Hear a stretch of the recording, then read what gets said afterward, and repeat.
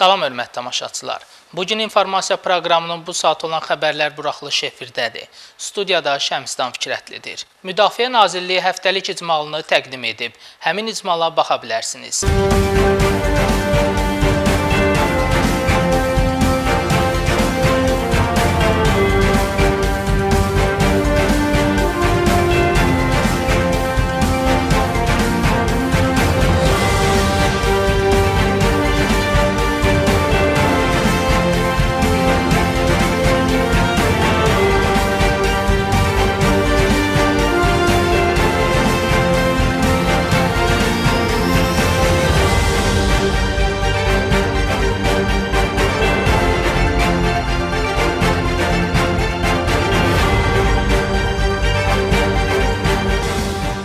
Təhsil naziri Emin Əmrullayev Sabirabadda STEM mərkəzi və məktəb açılışında iştirak edib. Təhsil naziri Emin Əmrullayev Sabirabad rayonuna səfər edib. Səfər çərçivəsində Sabirabad rayonu Mir Hüseyn Məmmədov adına Nizami kənd tam orta məktəbinin əsaslı təmirdən sonra açılış mərasimi keçirilib. Mərasimdə təhsil naziri Emin Əmrullayev, millət vəkilləri, Sabirabad rayon icra hakimiyyətinin rəhbərliyi, rayon təhsil şöbəsinin nümayəndələri iştirak edib. Tədbir iştirakçıları məktəbdə yaradılmış şəraitlə tanış olublar. Bildirilib ki, yeni tikilmiş məktəb 624 şagird yerlikdir. 19 sinif otağından ibarət ümumi təhsil müəssisəsində 3 laboratoriya, 2 texnologiya, 2 informatika, çağırışa qədərki hazırlıq kabineti, məktəbə hazırlıq otağı, 96 yerlik akt zalı, idman zalı, kitabxana və 100 yerlik yeməkxana fəaliyyət göstərəcək. Daha sonra Sabirabad şəhərindəki Mirzə Ələkbər Sabiri adına 1 nömrəli tam orta məktəbdə yaradılan STEM mərkəzinin açılışı olub. Mərkəzdə yaradılmış şəraitlə tanış olan tədbir iştirakçılarına məlumat verilib ki, mərkəz regional xarakter daşıyır. Belə ki, Sabirabad rayonunun kəndlərindən, eləcə də Saatlı və digər qonşu rayonlardan olan məktəblərində bu məktəbdən faydalanması nəzərdə tutulur. Qeyd edək ki, hazırda ölkə üzrə 100 mindən çox şagirdi əhatə edən STEM layihəsinin növbəti tədris ilində genişləndirilməsi planlaşdırılır. Mahiyyət, STEM layihəsinin mahiyyəti bundan ibarət ki, şagirdləri yeni məzmun, müasir məzmunla tanış etməkdir. Və burada həm elm, həm riyaziyyat, həm texnologiya, həm mühəndislik, həm də ümumiyyətlə yaradıcı sahələrin inteqrasiya olunmuş formatında təlim təşkil olunur. Sevindirici haldır ki, bu mərkəz Sabirabad rayonunda yerləşən bu mərkəz həm bu rayonun kəndlərində oxuyan uşaqlar, həm şəhər mərkəzində oxuyan uşaqlar, həm də rayondan kənarda olan, hətta Saatlı rayonunda da burada müəllimlər siz gördünüz ki, müvafiq təlimlərdən keçərək bu mərkəzə işə cəlb olunublar. Yəni, STEM layihəsi 2 kateqoriyada fəaliyyət göstərir. Həm məktəb daxilində daha çox standart biz məzmunu veririk. Bu mərkəzlərdə isə daha çox özünün qabiliyyəti ilə, bacarığı ilə və həvəsi ilə, motivasiyası ilə fərqlənən uşaqları yəqin ki, daha çox cəlb edirik ki, müxtəlif beynəlxalq yarışlara, layihə olimpiadalarına məhz hazırlıq mərkəzi rolunu oynasın. Şəmsdan Fikrətli, Aydın Yavərzadə, Dünya TV. Şəhid Müşfiq Abbasoğlu Bəkdiyev 44 günlük vətən müharibəsinin ən gənc şəhidlərindən olan igidimizin 20 yaşı bugün onun məzarı önündə Sumqayıt Şəhidlər Xiyabanında qeyd olunub. 44 günlük vətən müharibəsində qəhrəmancasına vuruşaraq şəhid olan igidlərimizdən biri də Müşfiq Abbasoğlu Bəkdiyevdir. Vətən müharibəsinə qatılan Müşfiqin cəmi 18 yaşı vardı. Yaşı az olsa da göstərdiyi igidlik, şücaət, cəsurluğu ilə seçilirdi. Bugün igidimizin 20 yaşı tamam olur. Sumqayıt Şəhidlər Xiyabanında şəhidimizin doğmaları, yaxınları, Sumqayıt şəhər icra hakimiyyətinin Corat qəsəbə inzibati ərazi dairəsi üzrə nümayəndəliyinin əməkdaşları, 7 nömrəli tam orta məktəbin müəllim və şagird kollektivi iştirak edib. Sumqayıt şəhərinin Corat qəsəbə sakini Müşfiq Bəkdiyev 2020-ci il sentyabrın 27-sindən hərbçi yoldaşları ilə birgə döyüşə qatılıb. Olmadı bir ili sənsiz ötürmək, olaydı kaş səni geri gətirmək, bənzərsiz içkidir övlad itirmək, atanı, ananı qocaltdı Müşfiq. Siz necə istəyirsiniz görəsiz bizi? Oradan necə görünürük izlərkən bizim? Cənnət gözəldimi vətənimizdən? Qoxusunu alırıq kədərimizdən. Sən gedəni, ayları, günləri unutmuşam. Beşiyinin başında demişəm laylay oğul. Bugün doğum günündür. Harda qaldın ay oğul? Allah cəmi şəhidlərimizə rəhmət eləsin. Amin. Bütün şəhid valideynləri qarşısında baş əyirik. Allah'tan onlara səbir arzuluyoruz. Şəhidlər hamısı bizimdir. Burada yatanların hamısı bizim balalarımızdır. Xidməti dövründə atıcı əsgər kimi Füzuli, Cəbrayıl, Hadrut və Xocavənd uğrunda gedən döyüşlərdə qəhrəmanlıq göstərib. Atası Abbas Bəkdiyev deyir ki, elə sonuncu döyüşü də Xocavənddə olub. Müşrikin bir çox arzuları vardı. Öz arzularını, bizim arzularımızı bir yerdə apardı. Allah cəmi şəhidlərimizə rəhmət eləsin. Allah qazilərimizə şəfa versin.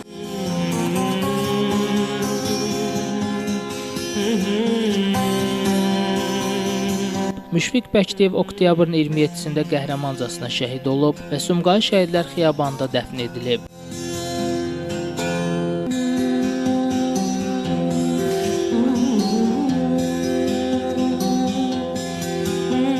Vətənini canından çox sevən Müşfiq Bəkdiyev yaşının az olmasına baxmayaraq, düşmənin əsl kabusuna çevrilib. Şəhidlər bizim qürurumuzdur. Şəmstan Fikrətli, Elbrus İsmailov, Dünya TV. Bugün şəhid baş leytenant Elçin Ağayevin bizə əmanət etdiyi Şuşa adı qoyulan qızının doğum günüdür. Şəhid olduqdan sonra dünyaya göz açan övladına Şuşa adı qoyulan baş leytenant Elçin Ağayevin övladının ilk ad günü qeyd edilib. Özündən sonra torpaqlarımızın azadlığını və Şuşa adlı övladını əmanət qoyan şəhid baş leytenantın övladının bu ad günündə də o yenidən xatırlanıb. Balaca Şuşa üçün hazırlanan tortun üzərində də elə atasının yadigarı yazılıb. Qeyd edək ki, Şuşa 2021-ci il yanvarın 24-də dünyaya gəlib. Şəhid yadigarının ad günündə yaxınları ilə yanaşı Cəllabad rayon icra hakimiyyətinin, hüquq mühafizə orqanlarının nümayəndələri, qəhrəmanımızın döyüş yoldaşları iştirak edib. Şəhidimizin atası Zakir Ağayev şəhid oğlunun yadigarının Şuşa adlandırılmasını oğlunun arzusu olduğunu qeyd edir. Şuşa arzusu var idi onun ürəyində, Şuşanı getsin görsün. Biz də elə elədik ki, ona arzusunu yerinə yetirdik. Uşağın adını ölümündən sonra doğulan qızın adını Şuşa qoydu. Prezidentimiz də bu illəri Şuşa ili elan edib Respublikada. Hər ikisi elə bir ki, üst-üstə düşdü bu. Cənab Prezidentimizə də təşəkkür edirik Şuşa ilin qoyduğuna görə və bizim də bugünkü gündə körpə balamızın adı Şuşadır.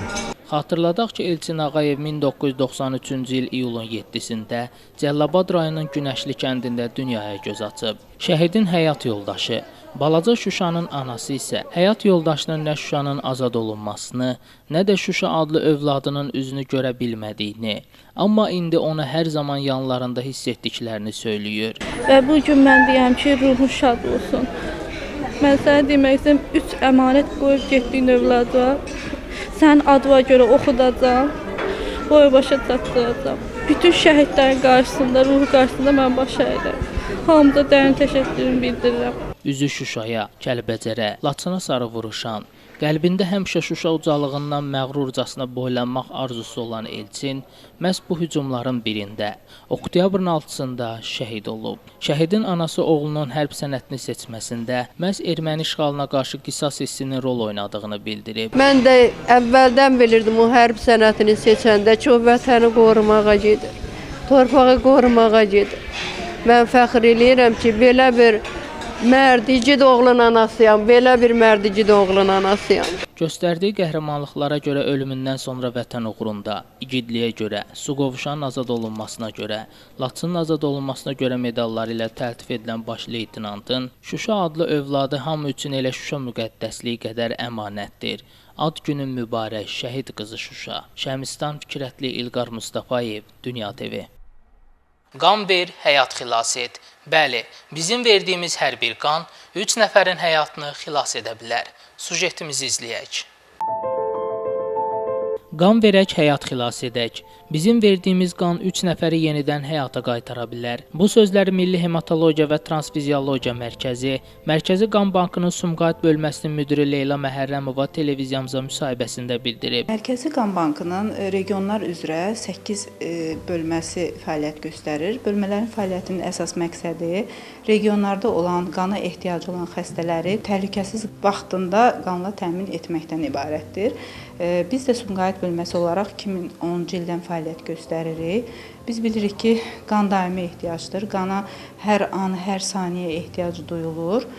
Buna görə də bizim də könüllü donorlara ehtiyacımız artır. Könüllü donorluq ümumiyyətlə dünyada ən yaxşı donorluq hesab olunur. Belə ki, 15 dəqiqə vaxtınızı sərf edirsiniz, amma 3 insanın həyatını xilas edirsiniz. Yəni biz bir tam qandan biz 3 komponent alırıq. Həm eritrosit kütləsi, həm trombosit kütləsi, həm də ki plazma və bunlar da 3 müxtəlif xəstəlikdən əziyyət çəkən insanların qana ehtiyacını təmin etmək deməkdir. Bəs qan vermə prosesi necə həyata keçirilir? Leyla Məhərrəmova qeyd edib ki, qan vermək üçün müraciət edən şəxslər bölməyə yaxınlaşarkən mütləq şəkildə şəxsiyyət vəsiqələrini təqdim etməlidir. Müraciət etmək istəyən hər bir şəxsi Mərkəzi Qan Bankı və onun 8 bölməsinə hara yaxındırsa dəvət edirik. Ancaq şəxsiyyətlərini təsdiq edən sənədləri mütləq üzərlərində olmalıdır. Gələn hər bir şəxs həkim müayinəsindən keçəcək və ilk öncə onlardan anamnez toplanılacaq, qan təzyiqləri ölçüləcək, hemoqlobin dəyərləri yoxlanılacaq və nəbz yoxlanılacaq, boy və çəkiyə baxılacaq. Əgər qan verməyə yararlı hesab olunarsa, onlara donor olmağa icazə veriləcək. Qan vermək üçün böyük vaxt da tələb olunmur. 15 dəqiqə ərzində bütün prosedurlar həyata keçirilir və biz 3 insanın həyatını xilas etmiş oluruq. Bəzən deyirlər ki, biz işdən çıxa bilmirik, qan vermək istəyirik, ancaq işdən çıxa bilmirik. Biz də iş üçün arayış da təqdim edirik hər qan verən şəxsə və onların cəmi 15 dəqiqə vaxtı gedəcək. Bu müddət qan verib, registrasiyadan keçib, tam qan verib çıxana kimi 15 dəqiqə vaxtları sərf olunacaq. Bundan başqa demək istəyirəm ki, verilən bütün qanlar hamısı bir neçə infeksiya üzrə yoxlanılır və əgər infeksiyalar neqativ çıxarsa, bu qanlar yararlı hesab olunur və sertifikatlaşdırılaraq tələbnamə əsasında ehtiyacı olan xəstələrə buraxılır.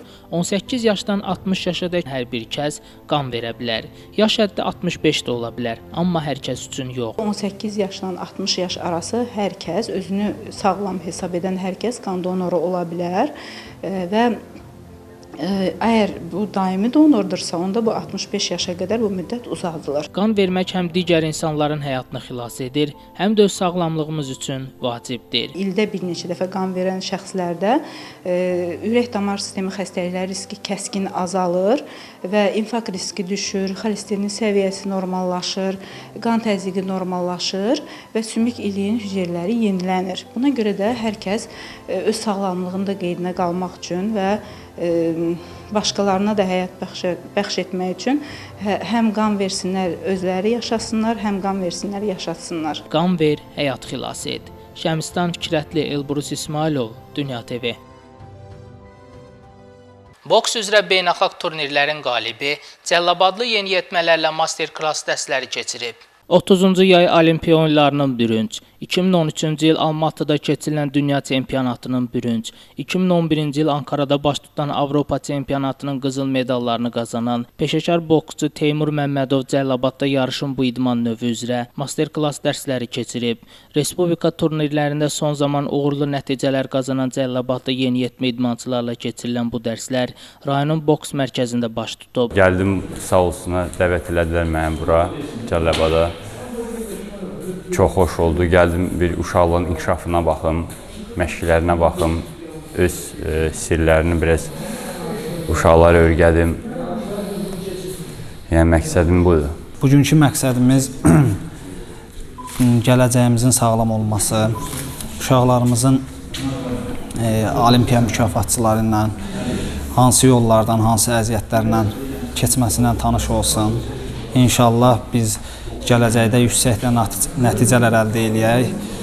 Ölkə başçımız gənclərə, xüsusən də gənclərə inamı, diqqəti, qayğısı böyük olduğu üçün biz gənclərdə hər zaman ölkə başçısının yanındayıq və daha da yüksək səviyyədə çalışmalıyıq ki, gələcəkdə də gənclər daha da sağlam və möhkəm olsunlar. Təlimlərdən sonra Cəlilabad Gənclər və İdman İdarəsinin rəisi Elçin Hüseynov yeniyetmə boksçulara fəxri diplomları, həmçinin Teymur Məmmədov tərəfindən müxtəlif hədiyyələr verilib. Eyni zamanda bu master-klass təlimlərində iştirakına görə Cəlilabad Gənclər və İdman İdarəsinin təşəkkürnaməsi Teymur Məmmədova təqdim edilib. Ustad dərsləri Uşaq Gənclər İnkişaf Mərkəzinin, gənc məşqçi müəllimi Rafiq Kərimlinin təşəbbüsü və Cəlilabad rayon Gənclər və İdman İdarəsinin təşkilatçılığı ilə həyata keçirilib. Şəmistan Fikrətli İlqar Mustafayev, Dünya TV. Şəkinin Cəyirli kəndində universal döyüş növləri festivalı keçirilib. Tədbirdə idmançılar nümunəvi çıxışlar göstəriblər. Festivalda şanlı zəfər tariximizi yazan qazilərimizə təşəkkürnamələr verilib. Oğuz Eli Döyüş Klubunun təşkilatçılığı ilə Şəki rayonunun Cəyirli kəndində universal döyüş növləri üzrə birinci festival keçirilib. Tədbirdə Şəki və Oğuz rayonlarının idman klubları iştirak edib. Festivalda çıxış edənlər dövlətimiz tərəfindən idmana və idmançılara olan qayğıdan danışıblar. Bizim bu tədbirin keçirməkdə məqsədimiz Azərbaycan gəncliyinin idmanla məşğul olması, sağlam həyat tərzini seçməsidir. Bunu da biz Ali Baş Komandanın dediyi kimi Dəmir Yumruqda Qarabağ zəfərində gördük. Bu festivalda qatılmış idmançıların içərisində dünya, Avropa, beynəlxalq turnirlərin qalibləri də var. Və bugünkü gün də çox sevindirici haldır ki, biz Oğuz Eli Klubu adından hər birimiz yığılmışıq Şəkinin Cəyirli kəndinə və bu kənddə çox gözəl, möhtəşəm şəkildə, vallahi belə deyim ki, gözəl şəkildə bu tədbiri keçiririk. Bugün idmanla məşğul olmaq üçün də ölkəmizdə kifayət qədər dövlət rəhbərliyi tərəfindən, dövlət rəhbərliyinin proqramı sayəsində kifayət qədər gözəl şəraitlər vardır ki, gənclər getsin, sağlam şəkildə idmanla, döyüş sənətləri ilə məşğul olsun. Döyüş sənətlərinin cəmiyyətimizə verdiyi töhfə bundan ibarətdir ki, artıq bunun göstəricisi bizim 2-ci Qarabağ müharibəsində, Dəmir Yumruq əməliyyatında düşmənə layiqincəsinə zərbə vurmağımız oldu ki, bu da bizim ölkəmizin, belə deyər, idmanın nəticəsi, əvəz olunmaz bəhrəsi nəticəsidir ki, torpaqlarımızı düşmən tapdağı altından azad etdik. Və bu günlərin bizim bu eldə keçirdiyimiz tədbirin də iştirakçıları, tədbirin təşkilatçıları, tədbirə dəstək olan insanlara da biz öz təşəkkürümüzü bildiririk. Birinci Ukrayna, ikinci İran, üçüncüsü Qazaxıstan. Qazaxıstanı Boğucufan ilə məğlub edəmişəm. O zamanlarda Türkiyədə Azərbaycan bayrağını üstəyə qaldırdım. Dünya çempionu olmuşam, məqsədim də Olimpiya çempionu olmaq. Tədbirdə iştirak edən qazilərə Oğuz Eli Döyüş Klubunun təşəkkürnamələri verilib. Azərbaycanda idmana geniş yayılır. Bu çox yaxşıdır. Gənclərimiz daha sağlam olur, daha güclü olurlar və biz qazilər, veteranlar bunu yaxşı qarşılayırıq. Şəmistan Fikrətli, Rəhman Həkimzadə, Ceyhun Əhmədov, Dünya TV. İndi sizə Mingəçevirli gənc rəssamdan danışacağıq. Hələ 18 yaşı olan rəssamımız öz əsərləri ilə diqqət mərkəzindədir. Yaşı az olsa da daha böyük işləri ilə diqqət çəkir. Onun əl əməyi Mingəçevir Gənclər Evinin divarlarını bəzəyir. Daha çox portret və realizm janrında rəsmlər çəkib insanları heyrətləndirməyə çalışır. Söhbət gənc rəssam Kəklik Yusifovadan gedir. O 2004-cü ildə Rusiyanın Samara şəhərində doğulub. Ailənin yeganə övladı olan qızcığaz kiçik yaşlarından rəsmlər çəkməklə diqqət çəkir. İlk nailiyyətini isə Rusiyada 6-cı sinifdə oxuyarkən qazanır. Ailəsi ilə Mingəçevirə qayıtdıqdan sonra isə daha çox portret və realizm janrında rəsmlər çəkir. Saatlarla, günlərlə tabloda və ya divarda rəsm çəkmək onu yormur. Buna görə də 18 yaşlı gənc qızın ən diqqət çəkən əl işi Mingəçevir Gənclər Evinin divarlarını bəzəyir. Rəssamlığın bütün janrlarına müraciət edirəm, amma əsas tələbat portretlər olduğu üçün əsas portretlər çəkirəm. Əsas öz işləmə texnikam, yəni bir növ rəsm çəkmək stilim realizmdir. Orada qəhrəman Azərbaycan əskəri, qədim Şuşa, tarixi Xudafərin körpüsü, Xarı bülbül, Qarabağ atı və digər simvolları yer alıb. Bunları Kəklik Yusifova 90 gün ərzində ərsəyə gətirib. İlk öncə topçu vüsaldan başladım. Onun özü yəni iri ölçülü bir rəsm idi. Daha sonra isə gördüm ki, bir tərəf çəkdim, o bir tərəf boş qaldı. Onda çox fikirləşdim. Əslində 44 günlük müharibə elə bir mövzudur ki, çalışmalısan ki, bir şey çəkib bir şey çəkməsən olmur. Çünki çox şeylərdən xalqımız keçdi. Yəni çalışdığım qədər istədim əslində bütün Gəncə hadisələrdə hamısını orada canlandırıb sadəcə olaraq yəni 10 metrlik divar belə mənə bəs etmədi, yəni çatmadı. Alınmış torpaqlarımızı orada əks elətdirdim. Şuşadır, Ağdamdır, Xudapərin körpüsüdür.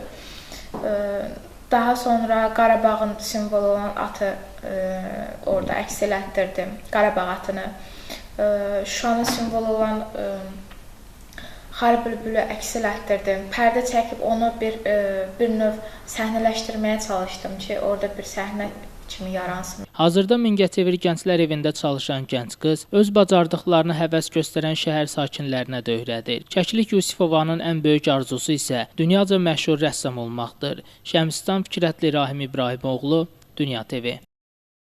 Abşeron rayonunun Masazır qəsəbəsinin Qaçaq-Nəbi küçəsi bərbad vəziyyətdədir. Bu yola görə əraziyə hətta təcili tibbi yardım briqadası da gəlmir. Aidiyyatı qurum isə yolun təmirinə görə vəsaitlərin olmadığını deyir.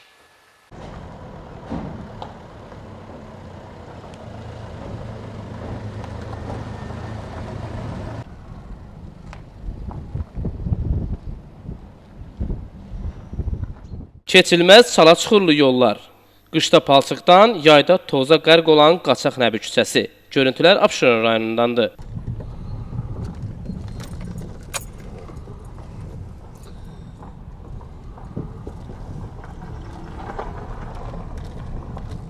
Beş kilometr məsafəsi olan bərbad küçə təqribən 90 min əhalisi olan Masazır kəndində yerləşir. Qaçaq-Nəbi küçəsi Masazırın ən bərbad küçəsi adlandırmaq olar. Sakinlər bildirirlər ki, yağış yağanda bu yollar keçilməz vəziyyətdə olur. Hətta təcili tibbi yardım belə maşını bu əraziyə gəlmir. Yoldan həm də 142 saylı marşrut xətti də keçir. Cantəpə adlanan ərazidə Abşeron rayon 30 saylı Körpəyev uşaq bağçası və Kəlbəcər məktəbi yerləşir. Yol bərbad olduğundan əraziyə nə təcili tibbi yardım briqadası, nə də taksi gəlir.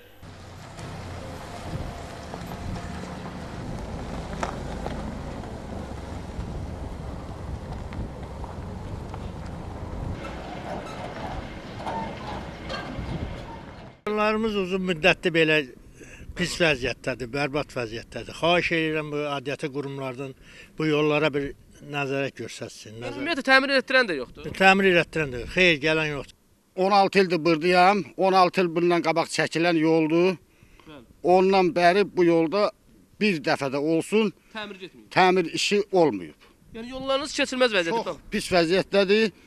Allah köməyiniz olsun. Deyənlər ki, heç burada nə taksi gəlir, nə təcili yardım gəlir. Demək olar ki, çətinliklə əziyyət çəkirik. Biz yağış yağanda burada necə olur? Yağış yağanda demək olar ki, sel sudan tərpənmək olmur, Allah and olsun. Azərbaycan Avtomobil Yolları Dövlət Agentliyindən bildirildi ki, Qaçaq-Nəbi küçəsi onların balansında deyil. Məsələ ilə bağlı Masazır kənd bələdiyyəsindən bildirildi ki, sakinlərin haqlı şikayətlərindən xəbərləri var. Hətta bununla bağlı ərazidən vergi yığan zaman sakinlərin şikayətləri dinlənilib. Problemin həllinə gəlincə isə deməli, cari təmirlər gedibdir bir neçə dəfə həmin ərazilərdə. Sadəcə əsaslı təmiri nəzərdə tutulsa da, bugünkü gündə bələdiyyəmizin tam vəsaiti olmadığına görə hələ ki tam təmir olunmayıbdır. Amma nəzərdə tutulub? Bəli, nəzərdə tutulubdur. Nə vaxt nəzərdə tutulub? Yaxın gələcəkdə. Yəni vaxt, tarix demək biraz dəqiq bilinmir, amma yaxın gələcəkdə nəzərdə tutulubdur. Biz çəkib göstərdik. Yolun əsaslı təmiri və abadlaşdırılması isə aidiyyatı qurumun görə biləcəyi işdir. Ümid edirik sakinlərin bu problemi tezliklə öz həllini tapar. Nizami Rəsulov, Kamil Quliyev, Dünya TV. Goranboyda baş verən yol nəqliyyat hadisəsi nəticəsində 2 qadın dünyasını dəyişib, 5 nəfər isə xəsarət alıb.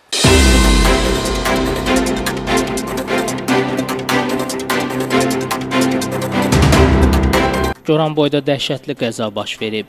2 qadın ölüb, 5 nəfər yaralanıb. Hadisə Goranboy Naftalan yolunun rayonun Qızıl Hacılı qəsəbəsindən keçən hissəsində qeydə alınıb. 2 minik maşının toqquşması nəticəsində avtomobillərdən biri aşıb, digəri isə yoldan kənara düşüb. Qəza zamanı Goranboy rayon Təhlə kənd sakini Tanrıverdiyeva Aybəniz Əli qızı və onun bacısı Vəzifə Tanrıverdiyeva dünyasını dəyişib. Avtoqəza nəticəsində xəsarət alan 5 nəfər Rəsul Əliyev, Cəmilə Əlizadə, Sənəm Əliyeva, Dilarə Əliyeva, İkram Orucov xəstəxanaya çatdırılıb. Yaralıların vəziyyətinin kafi olduğu bildirilir. Faktla bağlı araşdırma aparılır. Şəmsistan Fikrətli Rahim İbrahimoğlu, Dünya TV.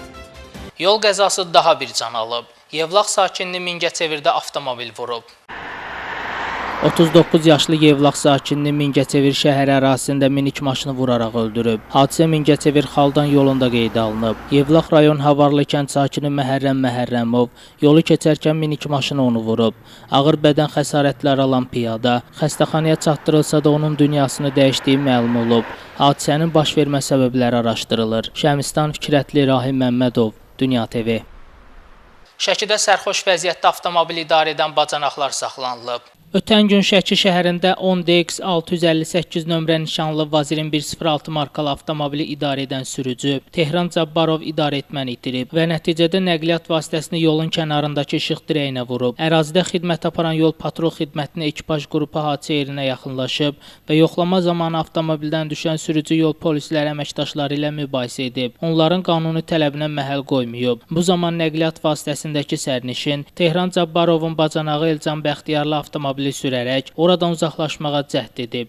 Hər iki şəxs saxlanılıb və avtomobillə birgə şöbəyə gətiriliblər. Tibbi müayinədən keçirilən bacanaqların sərxoş olduqları məlum olub. Daxili İşlər Nazirliyinin mətbuat xidmətindən verilən məlumata görə, hazırda onların barələrində materiallar toplanaraq məhkəməyə göndərilməsi üçün işlər aparılır. Şəmistan Fikrətli Rəhman Həkimzadə, Dünya TV. Cəllabadda karantin qaydalarını pozan restoran sahibi 10 sutka həbs edilib. Daxili İşlər Nazirliyinin mətbuat xidmətinin Lənkəran regional qrupundan verilən məlumata görə, Cəllabad rayon polis şöbəsinin Göytəpə polis bölməsinin əməkdaşlarının keçirdiyi müvafiq tədbirlərlə Göytəpə şəhər ərazisində yerləşən Yaşar Şadlıq sarayında təşkil edilən şənlik mərasimində karantin rejimindən irəli gələn qayda və tələblərin pozulması halları müəyyən edilib. Aşkarlanan hallarla bağlı həmin Şadlıq sarayının sahibi İltizam Həsənov barəsində İnzibati Xətalar Məcəlləsinin müvafiq maddəsinə əsasən protokol tərtib edilərək hüquqi qiymət verilməsi üçün Cəllabad rayon məhkəməsinə göndərilib. Məhkəmənin qərarı ilə həmin şəxs 10 gün müddətinə inzibati qaydada həbs edilib. Şəmistan Fikrətli İlqar Mustafayev, Dünya TV.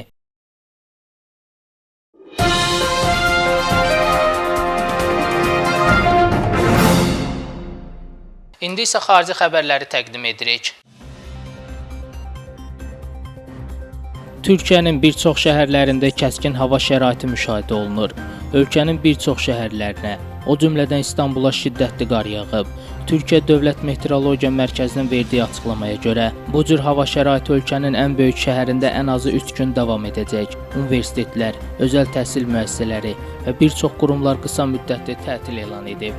Brüsseldə sanitar məhdudiyyətlərə qarşı nümayişdən sonra baş verən ixtişaşlarda ən azı 15 nəfər xəsarət alıb. Bu barədə Brüssel XL şəhər polisi məlumat yayıb. Polisin hesablamalarına görə Avropada sanitar məhdudiyyətlərə qarşı nümayişdə 50 minə qədər insan iştirak edib. Brüsselin Avropa kvartalında keçirilən nümayişdən sonra polislə toqquşmalar və 1000-ə qədər adamın iştirak etdiyi talanlar olub. Azı 12 etirazçı və 3 polis yaralanıb. Polis su şırnağından və göz yaşardıcı qazdan istifadə edib. Onlarla nümayişçi saxlanılıb. Tonga krallığında vulkan püskürməsi və onun yaratdığı tsunami nəticəsində 6 nəfər həlak olub. Bu barədə Çinin qlobal televiziya şəbəkəsi məlumat yayıb. Sakit Okeanda Tonqonun paytaxtı Nuku'alofo'dan 65 kilometrdə yerləşən Hunga Tongo Hunga Hayapi sualtı vulkanı yanvarın 15-də kül, buxar və qaz püskürməyə başlayıb.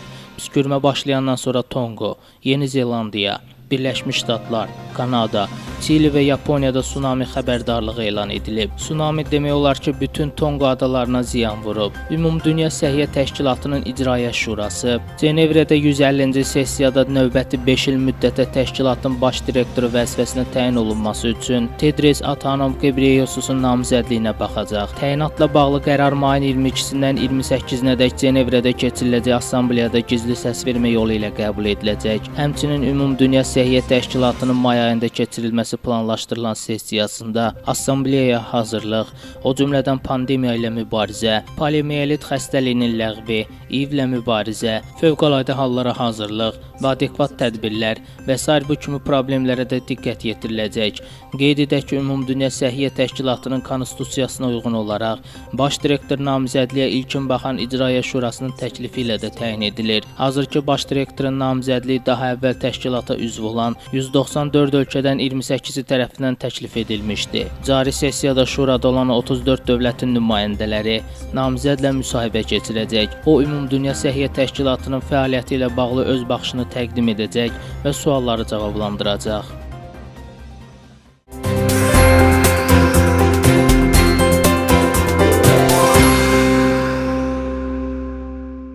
Hava haqqında məlumata baxa bilərsiniz. Ekologiya və Təbii Sərvətlər Nazirliyinin Milli Hidrometeorologiya Xidmətindən verilən məlumata görə Bakıda və Abşeron yarımadasında havanın dəyişkən buludlu olacağı, arabir tutulacağı, əsasən yağmursuz keçəcəyi gözlənilir. Səhər bəzi yerlərdə zəif duman olacaq. Mülayim cənub-qərb küləyi əsəcək. Havanın temperaturu gecə 3-5 dərəcə isti, gündüz 8-10 dərəcə isti olacaq. Bakıda gecə 3-5 dərəcə isti, gündüz 8-10 dərəcə isti olacaq. Atmosfer təzyiqi 759 mm civə sütunundan 763 mm civə sütununa yüksələcək. Nisbi rütubət 60-70% olacaq. Azərbaycanın rayonlarında əsasən yağmursuz hava müşahidə olunacaq. Gecə və səhər saatlarında duman olacaq. Mülayim qərb küləyi əsəcək. Havanın temperaturu gecə 0-5 dərəcə şaxta, gündüz 7-12 dərəcə isti, dağlarda gecə 7-12 dərəcə şaxta, gündüz 3 dərəcə şaxtadan 2 dərəcəyədək isti olacaq. Bax belə hörmətli tamaşaçılar, bugün informasiya proqramının bu saat olan xəbərlər buraxılışından bu qədər. Sağ olun, salamat qalın.